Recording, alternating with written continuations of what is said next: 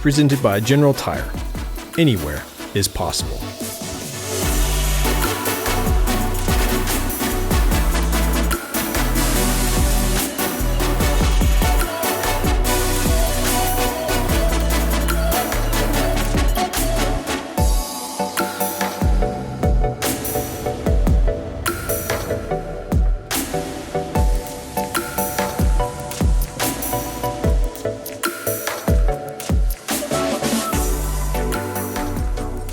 Welcome to In the Shop.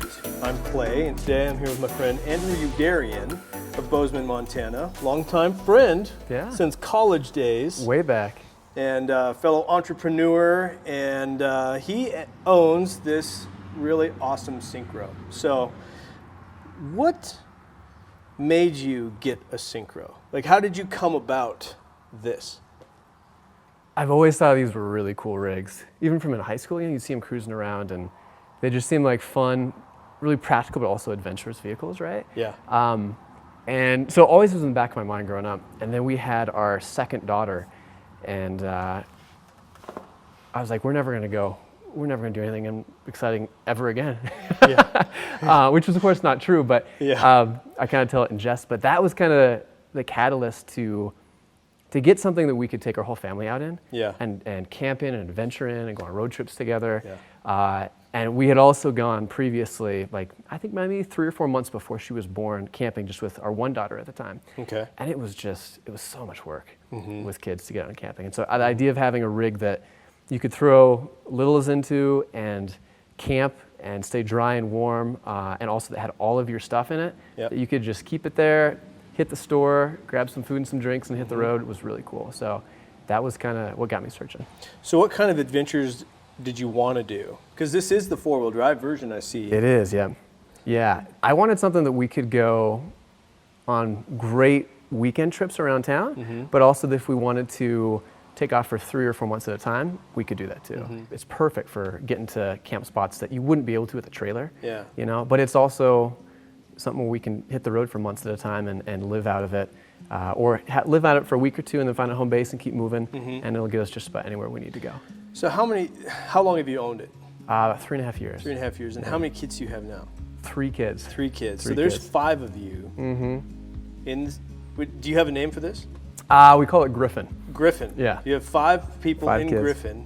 And how long have you been out?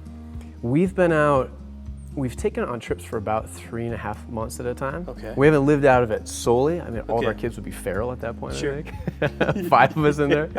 But we'll go for we'll head out and we'll be on the road for a week and a half. Okay. And then we'll have a home base for a little bit, Airbnb or something, or a hotel, and then we'll head back out again. So where have you been with it on those 3-month trips? Where are some of the interesting places that you've been with it? We've taken it to Moab, we've taken it to Death Valley, around there, California, the Central Coast, Big Sur, Tucson, Arizona. We've taken it to Colorado, Durango, Colorado, and kind of up by Grand Junction, all over the West. Yeah.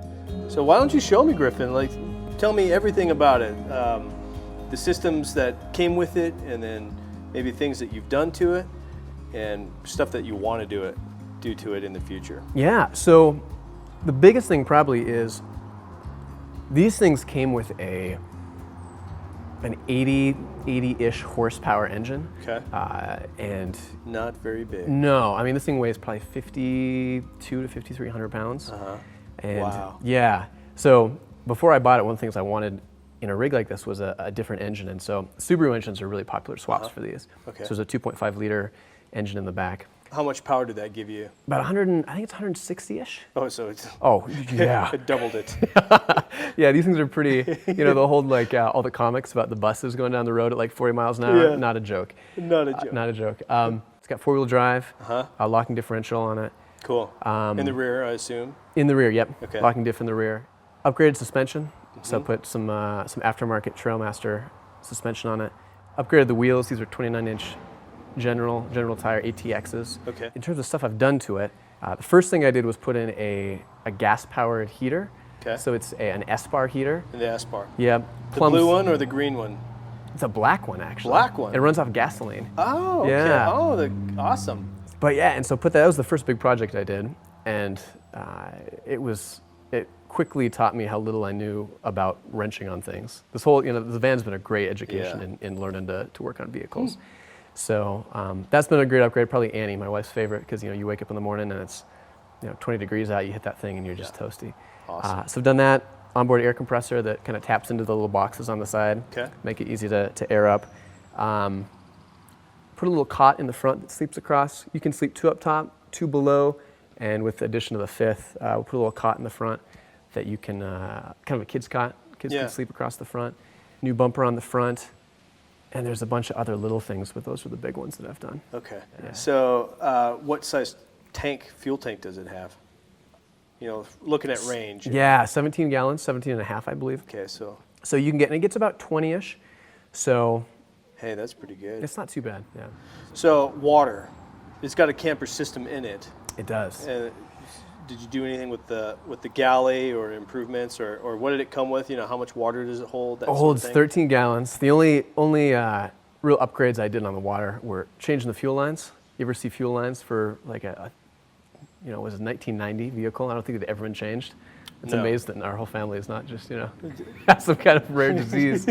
But it's got a 13-gallon tank, so it's got a sink in there, 2-burner stove, and it has a fridge, truck fridge, in there. And so auxiliary battery, and it also has a solar setup.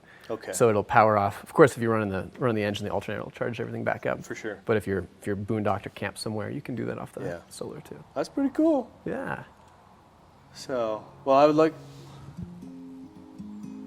show me the interior of it. Sure. Let's go hop in and show me from what that looks like in front. All right. Welcome to Casa Griffin. Casa Griffin. So this is actually the first time I've ever sat in one of these. Really? Yeah. Cool. But being in the Overland community and everything, I've just never been at a spot to sit in one. So here we are.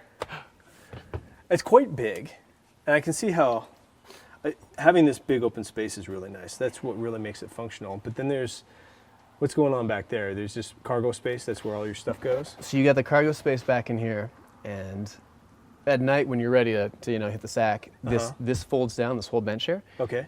Turns into a bed right here. All right. Yeah. And is that mom and dad or mom and dad up here? I wish mom and dad were sleeping together in this van. Unfortunately, you gotta spread out. We got to spread out with the 2 little ones. So we usually sleep, at least when we get the whole family. Yeah. We'll do our own little trips. But I'll sleep up here usually with one of the kids. She'll sleep down here with one of the kids. Okay. And then we'll sleep one in the front, like that. Okay. And the cot that goes up front here. Exactly. Awesome. So, looking around, I see you got your switches here. I see your dual battery monitoring. What are you running for that? Dual AGMs or? This is a regular non-AGM for the starter, and then there's I think it's a 100 amp hour AGM for the aux battery. On the aux battery. Yeah. Okay. So, this is original tent? No, actually, this is an aftermarket tent. It's got the original tents just had the one window up top. Okay. These aftermarket ones have the ones on the side to give you very nice. the more 180 view. Did you put that on the tent? No, tent was on there when I got it. In terms of the inside, we put some map curtains in. This is an awesome present from Annie, my wife. So she retrofitted the whole van out in some kind of custom curtains. The heavy duty flooring, this floor after 3 days in the van with kids in the woods, it's just filthy. So you can just take the whole thing out, dump it, and then bring it back in, which is great. Well, it seems really well thought of. You got a fold-out table. Fold-out table here, yep. So this thing will swing out. I'll actually use this as a mobile office a lot. So when we hit the road for like 3 or 4 months, I'll usually be working during some stretches of those times. Sure. And it's fantastic for a mobile office because I can just, wherever we are, it's a quiet, contained area to work. Yeah. And I'll just swing this guy out, laptop right here. And I've parked it on the beach and just worked the whole day with this thing wide open and the beach right there. That's cool. It's awesome. So if you were to make any improvements, what's on your list to do? I would love to put right here where you are. So this is the front seat that flips around. It flips around. But I'd love to put a jump seat right here. So, because we've got 5 now. And so, it's tight to travel with 5. So to be able to put a jump seat there that you can remove once you get to your place is something I want to do. In terms of other things I want to do as well, bigger brake kit on the front. This thing is not the most nimble breaker, Definitely don't tailgate with this because it won't stop. Yeah. On a dime. You need some distance to stop. Wait. But I've got it pretty close to how I want it. Okay. Yeah. What breaks on these the most? I think an easier question is what doesn't break. What doesn't? So they're bomber. No, I mean what does not break on these. Okay. I mean these. Oh, so it's, okay. Yeah. I mean it's a 1990 vehicle. You were asking me earlier what's one of the downsides of having these. Yeah. You always have something to fix on. You have to be willing to work on these. Yeah. It's part of the charisma of them. It's part of the the charisma and the in the moment frustration, but it adds a very real sense of adventure. Yeah. You know, when you take these back in, and it also makes you really have to learn how they work. Because if you're going to take it places, you need to be ready to get yourself out of there. Living in this and having spent time in it with families, and being part of, would you say, the van life culture? Yeah. Yeah. What would you say to somebody who's wanting to like buy one of these or go live in what would you say to somebody? I'd say a couple things. It's if you're going to get one of these VW vans like we talked about, you got to be willing to work on them. It's the good and the bad. They're easy to work on. They're really well made, but they're old vans. Yeah. And so they it can be pretty frustrating when you're trying to get somewhere. Sure. This thing busts, breaks down, and it takes anywhere from a couple hours to 2 or 3 days to get on the road again. Yeah. Yeah.